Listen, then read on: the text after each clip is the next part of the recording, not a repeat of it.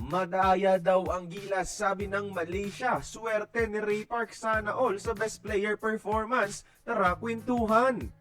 Unang laro ng Gilas mga idol sa SEA Games at unang panalo kalaban ang bansang Malaysia. Pangit ang simula natin noong umpisa pero unti-unti tayong nakabangon sa laro at tinambakan sila.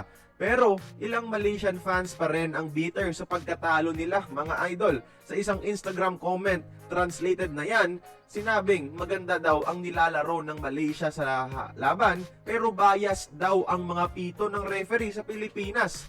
Lamang nga tayo sa free throws mga idol, pero yung pagkabayas ng pito ay di yun dahil pabor yung ref sa atin.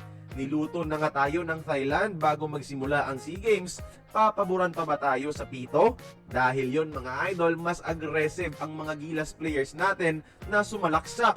And sa basketball, kung sino ang mas agresibo, sila ang nabibiyayaan ng pito at free throw. Pangit lang na sabihan tayo na asa tayo sa pito ng referee na wala nga tayong pakialam kung sino ang mga yan. Pero sa nasabing komento, in fairness, pinuri niya si Ray Parks Jr. sa ganda ng nilaro. Si Ray mga idol yung naging best player natin as expected with 18 points and 6 rebounds. Si Ray kasi yung one step closer na sana sa NBA noon, and that caliber saved Gilas in this game. At may reward si Ray Parks after ng magandang performance. Panoorin nyo na lang ito.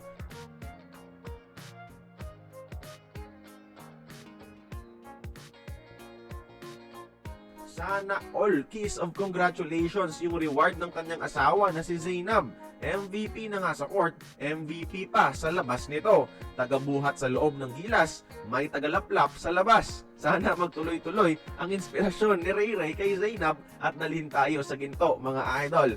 So kayo mga idol, rate from 1 to 10 kung gaano kaganda para sa inyo yung naging performance ng Gilas kalaban ang Malaysia. Join the conversation, magkomento lamang sa ibaba.